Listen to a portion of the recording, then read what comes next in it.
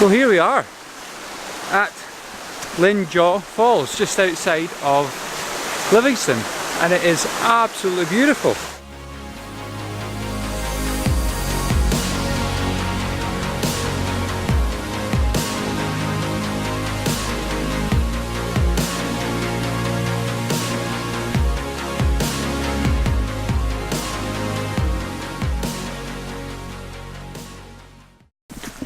So currently having a wee wander just on the outskirts of a place, Livingston, which is just outside Edinburgh, and I don't know if it's a kind of country park but it's lovely anyway, it's absolutely beautiful. Let's give you a wee show.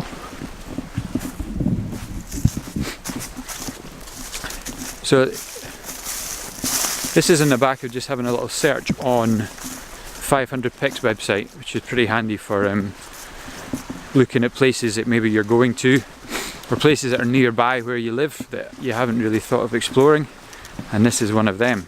And it's supposed to be, well, some of the pictures I've seen, a nice kind of, you know, waterfalls in amongst a forest, all that stuff that, you know, I absolutely love taking photos of. And it's got this just really picturesque little pathway that goes along the river here. So I'm hoping I'm going the right way. There's not an awful lot of information I've managed to find, but I mean, I'm not in the middle of nowhere. As I said, I'm just outside of Livingston, so there's plenty phone signal, and I'm sure there's instructions or guides online to help me find this place if I'm going the wrong way. But there's a path. It's going to be interesting anyway. We're going to find some, hopefully, nice possible photographs. Let's have a wee explore.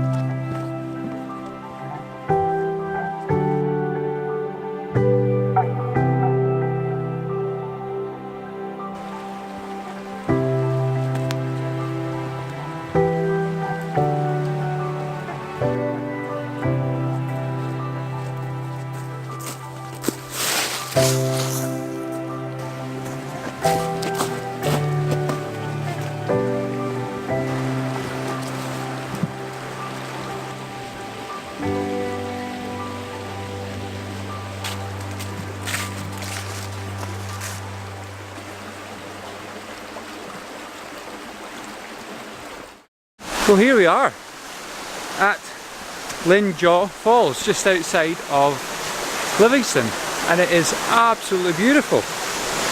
Look at this, just pan you around.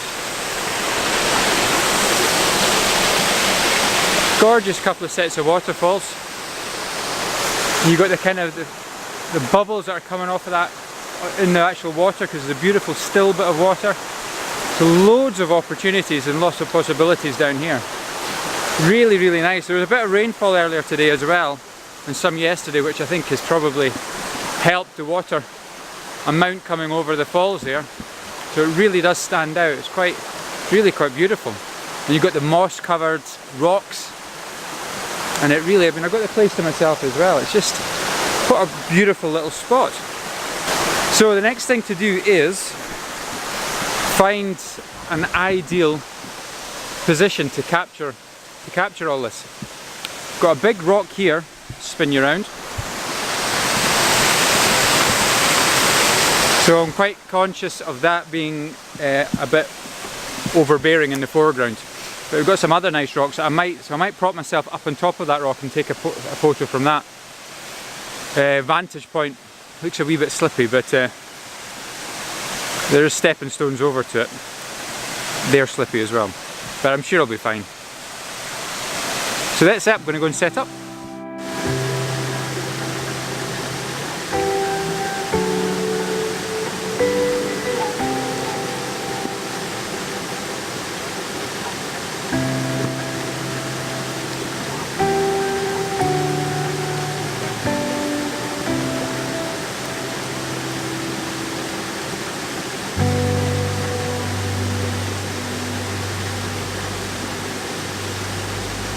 So I have perched myself up on this rock It's quite narrow, so I'm unable to spread the legs of the tripod that far, which is a bit of a shame. So I'm going to do some long exposures, no surprise, waterfall, long exposure. And I'd really like, you know, the full width and spectrum of the tripod to be kind of grounded and solid, but it's just, I just don't have the option here. I'm currently right in the edge, and that's how my tripod's set up. But it will be fine, we'll be alright. I'll just, you know, this rock is solid, it's not going anywhere. As long as I don't knock the tripod with my feet or kick the bag that's against it, should be okay. So, long exposure, I'm happy with this vantage point, I think it's pretty good. I'm going to explore elsewhere as well, obviously, but it's kind of limited because beyond this you're in the water, you're in the drink. But this is quite nice because it captures both. I might go around the corner a wee bit further. Beyond, there's a couple of trees there that kind of obstruct the waterfall. So if I hop past them again on another kind of rock face, I might be able to get quite a wide view of both waterfalls as well. And I have actually taken a photo here already. Straight off the bat, I'm happy with it. I'll just kind of walk you through what I've done. Bracketed, no surprise. But right off the bat, I did quite a wide bracket. So it's f-stop 9, sorry, ISO 100, and it's given me a 0.8 of a second exposure time. So just enough to, there's no wind or anything, just in case there's any movement with the leaves, especially with the rushing water going past it. It does tend to disrupt the leaves. But that's enough just to kind of freeze anything like that, but there's still a nice bit of motion in the waterfalls as well. Not too much, it's not silky, but it's looking pretty nice. Yeah, I'm happy with that, it's good. What I'm going to do now is put a polarizing filter on. I'm going to have a wee look at, see the bubbles that are getting created down here. They're kind of making a nice swirl. So I'm going to put a polarizer on. I might put the little stopper on as well, just to extend the exposure even further. But I might want to try and bring in some of those little bubbles. You know, you get that lovely lines when you have the long exposure. And there's a bit of reflection in the water as well, so the polarizer will cut through that and really just emphasise the white bubbles. So that'll create a nice leading line into that main waterfall there as well. So let's set up for that.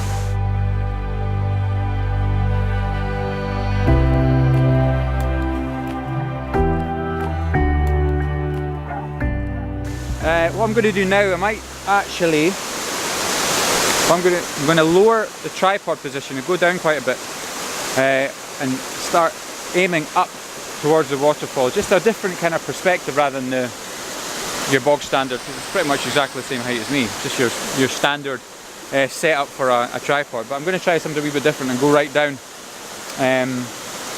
See if I've got enough width when I go to portrait mode. That way I'll catch more of the water, the kind of disrupted water, and the autumnal leaves that are gathering on the rocks below us as well. So that's the next stage. Still sticking on the same rock, still perched there, not falling over yet.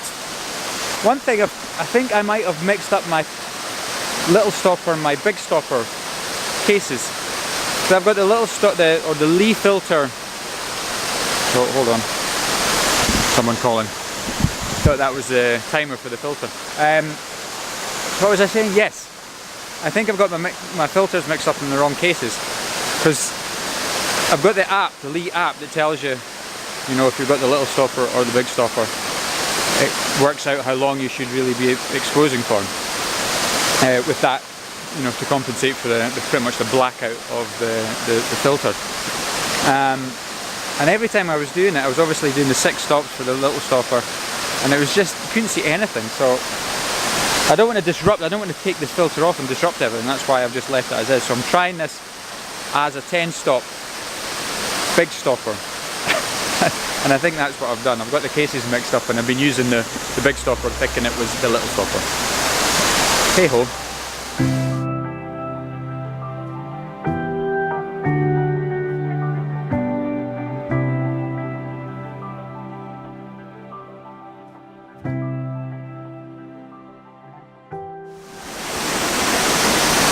Here we are, set up. Hope you can hear me. It is quite thunderous. I've kind of ventured round this cliff. It wasn't easy. It was really close actually. Still a wee bit shaky. There's a couple of little footholds. Footholds is giving it another right kind of description, but yeah, I managed to get round. And instead of just going, as I was saying before, I was kind of getting fed up with just this one height, and there's also branches coming in as well here. So I've decided to go low down to try and get some of this water disturbance. There's another little kind of waterfall there, and we're still getting the two main ones as well. Yeah, it's looking pretty good. There's not, and I'm really kind of just in the very sea, right in the very edge of the water here. There's not much more I can. I've tried round there, I've tried going up high, and there's just so many leaves and branches coming down, so it just makes it messy, and it obscures the waterfalls as well, obviously, because they're really pretty high. So I've opted for something low here.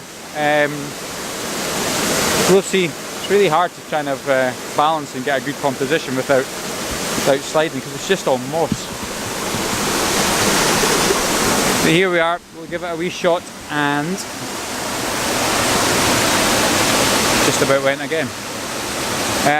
See how it goes. It's nice down here. I'll give you a wee spinorama so you can see what I'm seeing.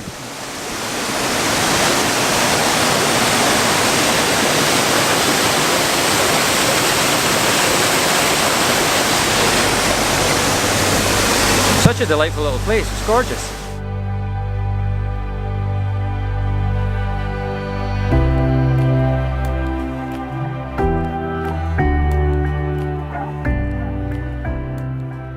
Okay, I'm going to call it a day now. I'm going to pack up.